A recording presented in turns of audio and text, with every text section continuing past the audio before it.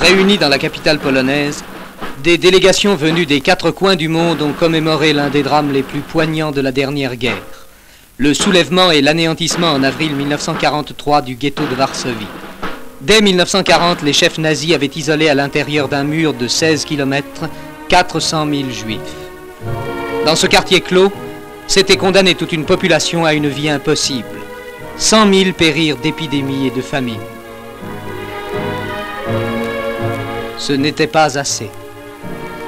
Alors commencèrent ces impardonnables convois vers les camps d'extermination. La solution finale était en marche.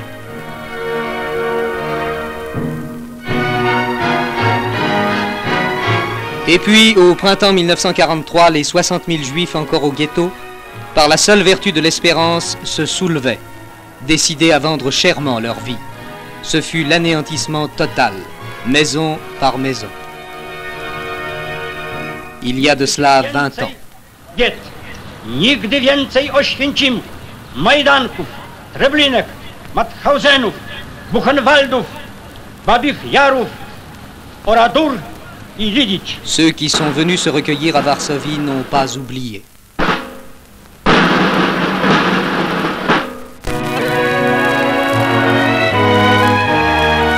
Le général de Gaulle a entrepris son 18e voyage à travers la province française et il rendait visite ce jour-là à Sedan. Il devait se rendre ensuite à Mézières et à Charleville. En reprenant contact avec la foule provinciale, le général de Gaulle a été touché par la chaleur de l'accueil que lui avaient réservé les populations. Dans ses allocutions, le président de la République a rappelé les lignes directrices qui inspirent l'action du gouvernement. Stabilité politique, évolution sociale, construction de l'Europe. Il a ajouté qu'un armement moderne est une nécessité pour la garantie de l'indépendance du pays.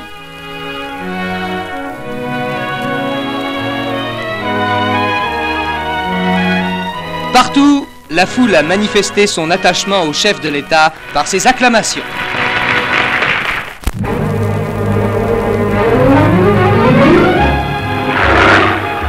Dans le ciel de Courchevel, une quinzaine de concurrents participent au premier critérium des parachutistes skieurs. Après un saut en chute libre, il s'agit de se poser le plus près possible d'un point de repère tracé dans la neige à plus de 2000 mètres.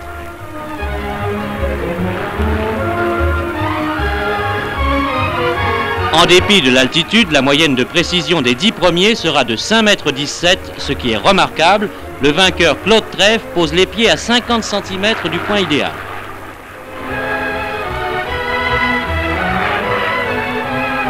Cette épreuve de précision au bout des suspentes se double à l'arrivée d'un concours de descente ski au pied, car ces parachutistes sont également des skieurs confirmés. Un jeu certes, mais aussi une expérience. Grâce à la rapidité de leur intervention et à la précision de leur saut, ce sont des perspectives insoupçonnées ouvertes au secours en haute montagne par ces futurs Saint-Bernard du ciel.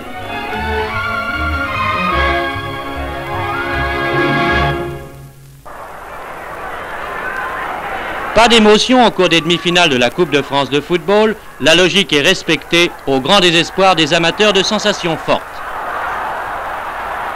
À Marseille, la belle aventure des Toulonnais maillot clair s'est terminée par un échec devant les Lyonnais, échec sévère par 3-1 qui doit beaucoup à la malchance.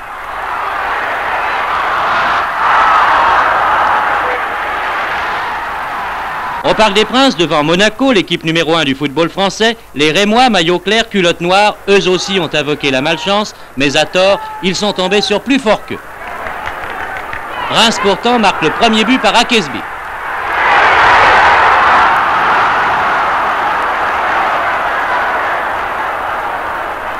Alors commence le match poursuite, Monaco égalise, Reims reprend l'avantage, Monaco égalise encore. Voilà qui est fait. C'est finalement Monaco qui a le dernier mot, 3-2, Monaco et Lyon joueront la finale de la Coupe de France.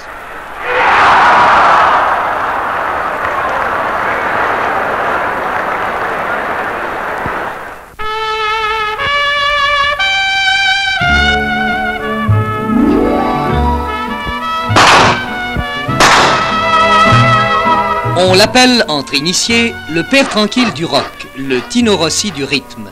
Dans sa gentilhommière de Chevreuse, Richard Anthony, qui avait déjà vendu l'an dernier 3 millions de disques, est l'un de ceux que la fortune a comblés à l'âge, 25 ans, où l'on n'est généralement riche que d'espérance. Comment? Il suffit de le suivre un soir à Paris ou à Bordeaux, à Courbevoie ou à la salle des fêtes de Melun pour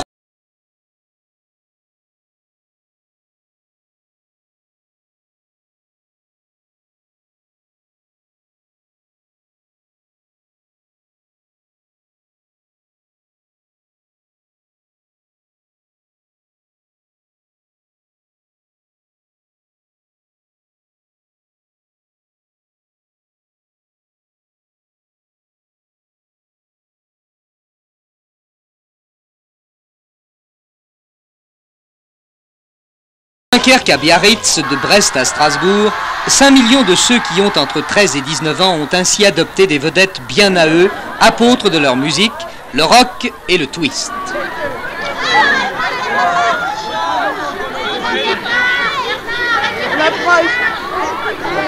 À côté de ces idoles nouvelles, les vedettes de cinéma n'ont qu'à bien se tenir.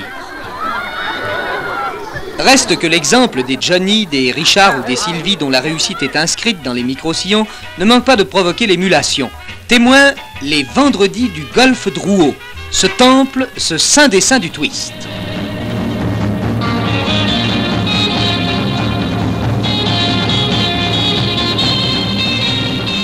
Le vendredi, c'est le jour où l'on vient présenter à ses pairs la petite formation qu'on a montée entre copains avec l'espoir de faire à son tour un disque.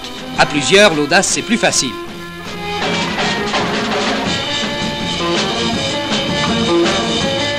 On compte aujourd'hui 3000 formations de ce type en France. Combien demain?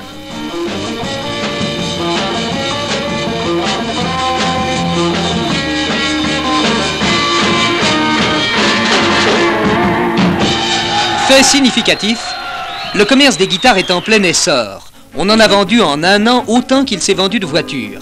La guitare, entendez celle qui fait du bruit, la guitare électrique.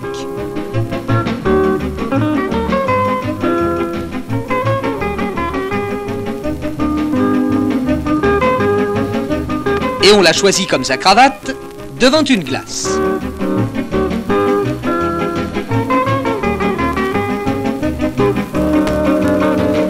Après quoi, on cherche des partenaires. Il existe pour cela tout un système d'affichage, sans oublier les petites annonces dans les revues spécialisées qui permettent de pressentir le guitariste blond et le batteur châtain de ses rêves. On s'entraîne, et si l'on a de la chance, on trouve un studio d'enregistrement dans le 16e à Paris par exemple.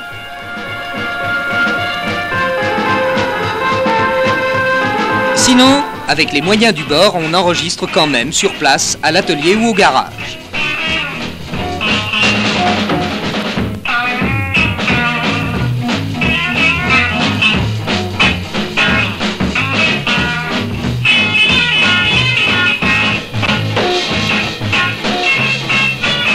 Être apprécié par ses copains, c'est bien. Mais évidemment, l'important, le but, est d'enregistrer au moins une bande magnétique que l'on pourra toujours envoyer par la poste à une maison d'édition. Car ainsi vont les choses aujourd'hui, qu'en quelques semaines, une vedette peut naître par la grâce du micro-sillon.